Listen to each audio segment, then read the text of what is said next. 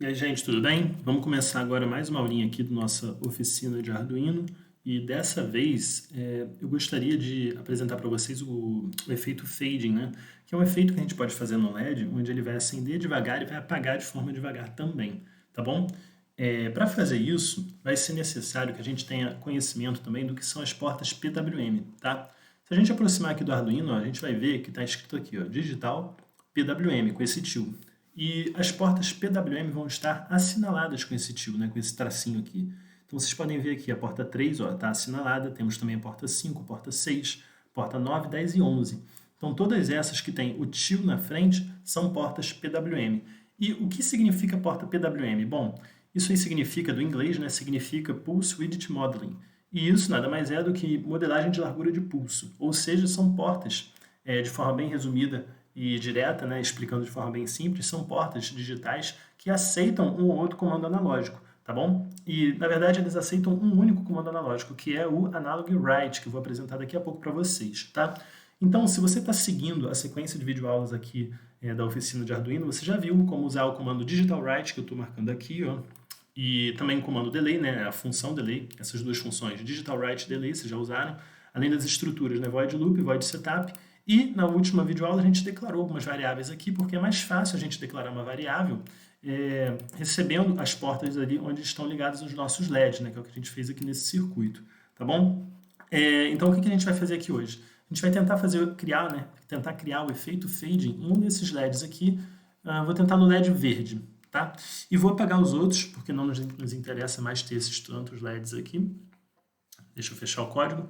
Não tenta apagar os componentes eletrônicos enquanto seu código estiver aberto, porque você vai acabar deletando alguma parte do código. Vou apagar tudo isso aqui e vou deixar só esse LED aqui e vou mudar a cor dele para vermelho. Tá bom. Então aqui nós temos o nosso LED, o circuito dele já está montado, a gente não precisaria inclusive ligar o GND aqui, a gente poderia ligar o GND diretamente aqui, do LED diretamente para o Arduino, mas tanto faz na verdade, né?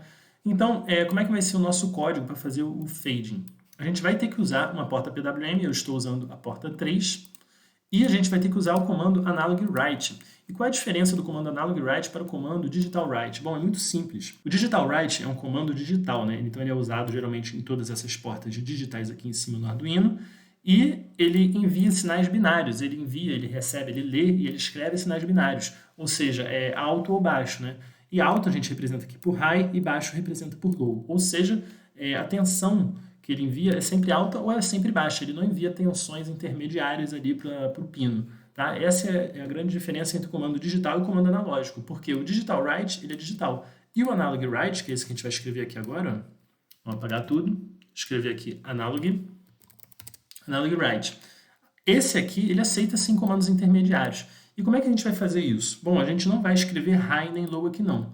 No lugar do high e no low, nesse segundo parâmetro aqui da função, a gente vai botar um número. E esse número vai estar compreendido entre 0 e 255, tá bom? Então, nesse caso aqui, eu vou botar 255 para vocês verem o que acontece, tá? E eu vou apagar aqui, ó, todas essas outras variáveis desnecessárias, vou chamar o LED de vermelho e vou deixar assim.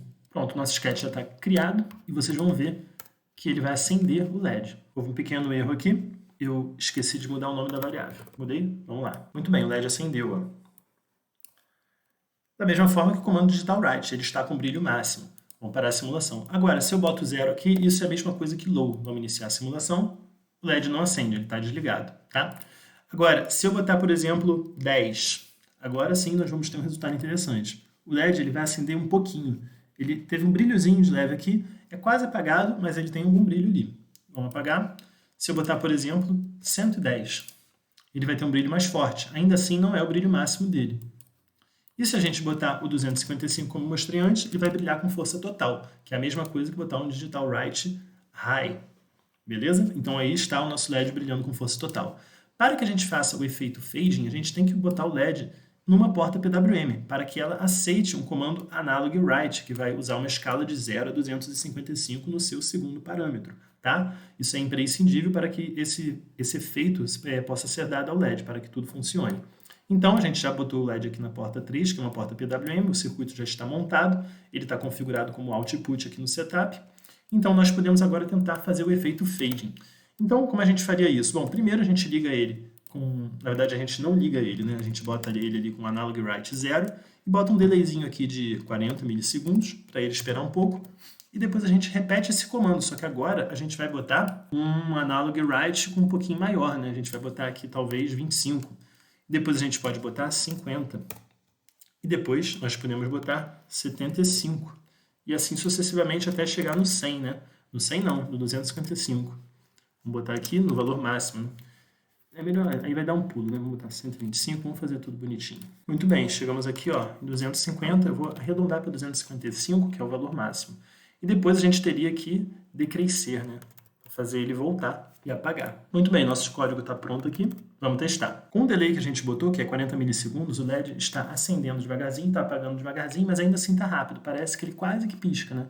Então a gente teria que mudar esse delay aqui para um número um pouquinho maior. Gente, observe aqui o que eu fiz com o código. Ao invés de mudar o parâmetro aqui da função delay em todos esses momentos aqui, ó, toda vez que o delay aparece, eu resolvi botar simplesmente uma variável chamada tempo, aqui recebendo o valor 70. Tá? E aqui no delay, o parâmetro dele, da função, vai ser sempre tempo. Se no futuro eu quiser mudar a variável tempo, ou melhor, se eu quiser mudar o tempo que o delay vai ficar aqui, é só mudar aqui a variável tempo aqui em cima, tá? Porque ela está aqui dentro como parâmetro nas funções delay, beleza? Então isso facilita a gente aqui se a gente quiser modificar esse sketch aqui mais na frente, esse código. Bom, voltando aqui.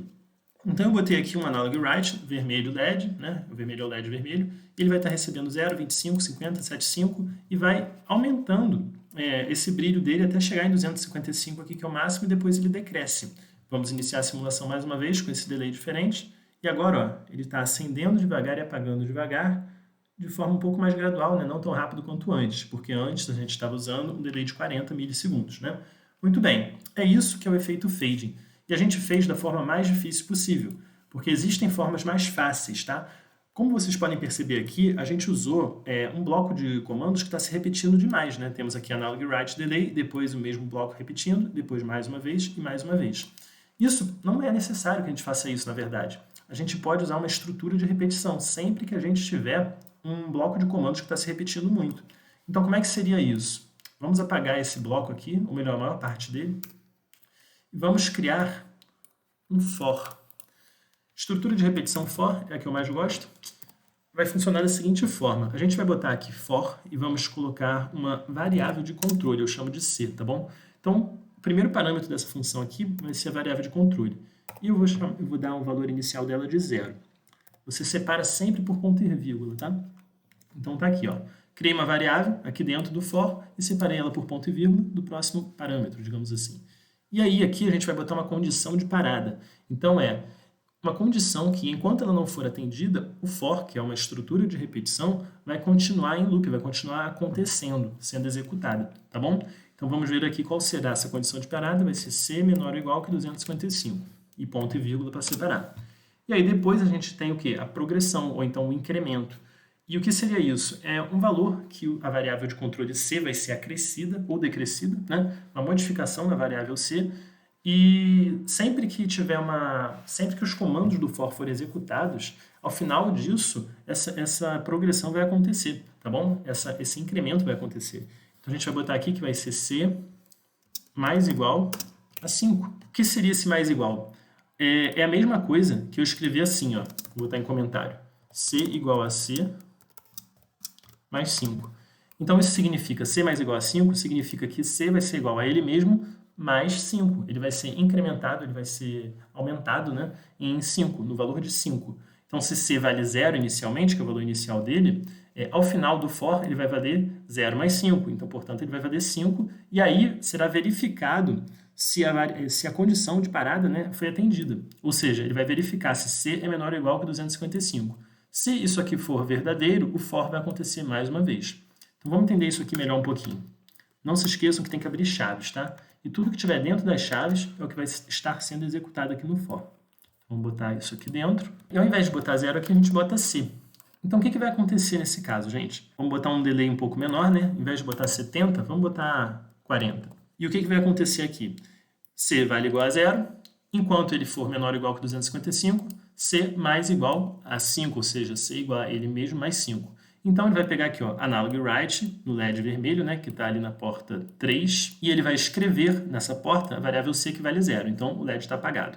Vai esperar 40 milissegundos, né, que é o delay com o tempo, e aí ele vai verificar. E aí vai ter a progressão, né, C vai ser igual a C mais 5, C vale 5 agora, e vai verificar se esse valor 5 é menor ou igual que 255. Verdadeiro, é menor ou igual. Então ele vai executar isso aqui de novo. Vai verificar no final se a progressão, depois da progressão, naturalmente, se a variável C é menor ou igual que 255. Vai verificar que 10 é menor sim do que 255. Então recomeça o ciclo. E vai ficar fazendo isso até o momento que essa condição aqui não for mais verdadeira. Quando isso acontecer, a gente sai do for e continua o sketch, seguindo o código aqui em qualquer comando que tem aqui embaixo. Tá bom? Então, a gente vai botar outro for aqui embaixo. Vamos botar int c igual a 255. A gente vai botar outro for aqui para fazer o LED apagar devagar agora. Porque esse comando aqui de cima, essa estrutura aqui de cima, ela está acendendo aos poucos o LED, né? Então a condição de parada vai ser enquanto C for maior ou igual que 200, que 0, né, na verdade. Vou botar aqui, enquanto C for maior ou igual a 0. E a progressão vai ser C igual a menos igual, na verdade, 5. Vamos botar aqui, os comandos de dentro do for vão ser os mesmos. A gente aperta aqui, fecha e pronto. Muito bem. Não esqueçam que o for tem que abrir umas chaves aqui, para a gente botar todos os comandos dentro da estrutura de repetição e depois fechar umas chaves. Mesma coisa que nesse segundo, a gente não pode esquecer de fechar a chave. E depois a chave para fechar o loop. Ok? Vamos testar agora. Houve um pequeno erro aqui. Eu botei um sinal errado aqui sem querer. Vamos fazer aqui. Pronto. Beleza. Olha aqui, gente. O LED está acendendo e apagando devagar. Quando ele está acendendo, ele está executando esse primeiro for aqui. Quando ele está apagando, ele está executando o segundo for. E aí depois, quando ele termina o segundo for, como está dentro do loop, ele volta aqui para o início do loop, onde tem o primeiro for. E assim a gente está fazendo um efeito de fading no nosso LED, tá bom? Existe ainda uma outra forma da gente fazer o efeito de fade, que é usando um código que usa if, que é uma condicional. Mas isso aí eu pretendo apresentar em outro vídeo, tá bom? Por enquanto é só. Agradeço aí a atenção, eu espero que vocês tenham gostado e até o próximo vídeo. Valeu, tchau, tchau!